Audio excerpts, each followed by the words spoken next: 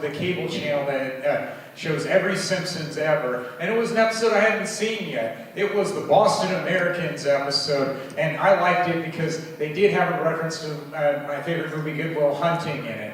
Instead of saying, how do you like them apples, it was, how do you like them marbles, because Bart was trying to get detention.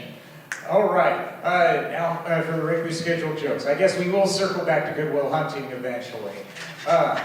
Yes, I was out of town this weekend. I went to Chicagoland for a historian convention, and before I left, I told a coworker I'd be out of town and I'd have a vacation replacement. He said, well, hopefully you're going someplace warm. And I said, well, it'll only be slightly warmer there. I mean, it's still dead of winter in the Midwest. I was still wearing my coat. It snowed a little there. I know that when I left for the Twin Cities, somebody said, oh, it's cold in Minnesota. And it never gets cold in Chicago? Come on! I've watched Bears games on TV before, late in the season, when they talk about how cold it is on the lakefront Soldier Field. It's like, I don't know what it's supposed to mean, where they think it's an ice box here in Minnesota, which is why they ended up starting the Winter Carnival to celebrate the winter here. All right. Yeah, went to a historian convention, and yeah, I did see some weird things while there. One of them was a really chatty man, yes, even more so than me, that had one of those founding father colonial American Revolution costumes, whatever you call it.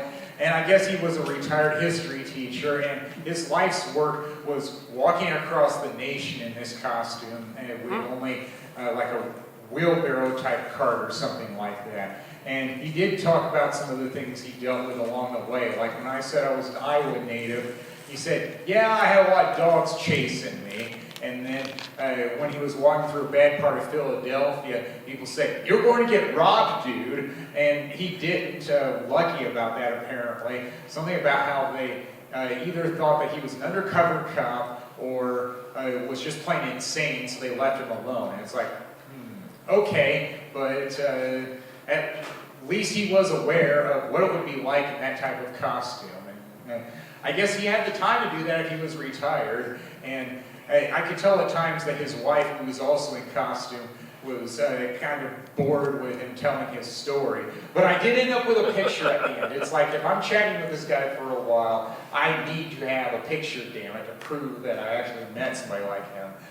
I also met somebody who lived locally who said his school was Illinois Institute of Technology, IIT, which isn't that far away, it's in town. And then I ended up chatting with him more than anyone else at the president reception about history, even though we were two very different people. I mean, he was an older black man, and I'm a younger white man, but we still found things to talk about. It's like, good. I mean, it's always nice when you can find common ground. And it even led to us both waiting for the train, even though after the convention was over that night, even though we were going different directions. And it's like, well, yeah, I'm fine with that. I mean, and I know that at the president reception, we ended up staying until they turned the lights on, which seemed to be a way of, please leave. I think most people had by then. And I did get a book while I was there. I know, shocking. It was a baseball book. But it was one that I didn't have yet. That wasn't the only gift I got, though. But the other one I will be giving away, because I sent a text message to my niece in central Iowa, said, hey, I'm going to be out of town, and I figure I should tell somebody in case anything happens, because I hear that's the customary thing when you go out of town. And she said, oh, my daughter heard that, and she wants a shirt. And it's like, okay, I guess she's 3, will be 4 soon, and wears them as 90s. And it's like, all right, what size works here? And it's like, yeah, I'm going to get this for you now. I went to an Iowa Chicago shop. I figured that was my best bet at a mall. And it's like, get it out of the way because I don't want to forget about it. And I will want to see the look on her face when I give it to her in person. I prefer that. I don't think I've really talked with her kid that much yet, but it's like, yeah, I know what it's like to be inquisitive at that age, so I get it on why she started asking questions about that. Yeah, I guess I am evolving thanks to my niece. Nothing wrong with that. We can still evolve no matter what age we are. All right, and I did do more than that while I was in town. I once lived there for 6 years before when I had worked there before I moved to Minnesota. And the one thing I really loved doing there was going to the Chicago Wolves, a minor league hockey team that plays in Rosemont over by O'Hare Airport, one town over from where I live. I went to 2 games, lucked out that it was a 2-game weekend. Oh, and I love that organist there at that stadium because that organist knows what to play for certain things that happen in games. Like the Good Will Hunting reference, yay. During the Kiss Cam segment, they played a song that was in that movie, the one called Afternoon Delight. And it's like, yeah, that fits. But that wasn't the only time where I said, oh, I have to laugh at what they're playing. An official was able to stop a fight pretty early. And what song did they play? Offspring. Come out and play. The alternate title of that song is Keep Them Separated. It's like, yeah! Or even the game-winning goal in overtime was subject to a replay review, and the organist played Tired of Waiting for You! Brilliant again!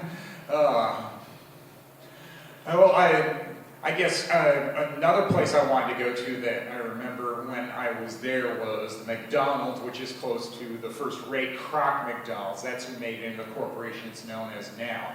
Even that has changed. My last visit was pre-COVID, almost 7 years ago.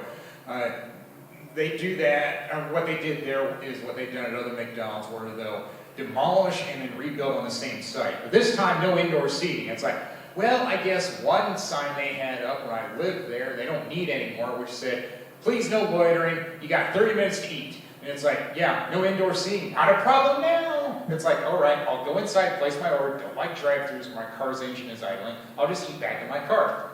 Not a big deal to me, it still served the purpose. Okay. Oh, and I did see a former coworker while I was in town. I sent 3 Facebook messages, private messages, only 1 responded. It's like, oh, want to go to church with me and my family, and then we'll have brunch after that? It's like, yeah. And I know I had Sophie in mind on that, because I like hugging her when I get here. And during that time, when she found me at the church before we went into the service, she hugged me. And then 2 more times after that. And I did talk about my family being cold and distant, and I was thinking, all right, that day she probably hugged me more than my parents ever did. And sad but true. And I remember what my college roommate said about the type of family I was in. That's no lie, I met your family. He probably would have said this too when he hears this story. It's like, what are you going to do? The family I've chosen, people that do hug me. Well, that'll do it for me. Thank you all, been great. Woo!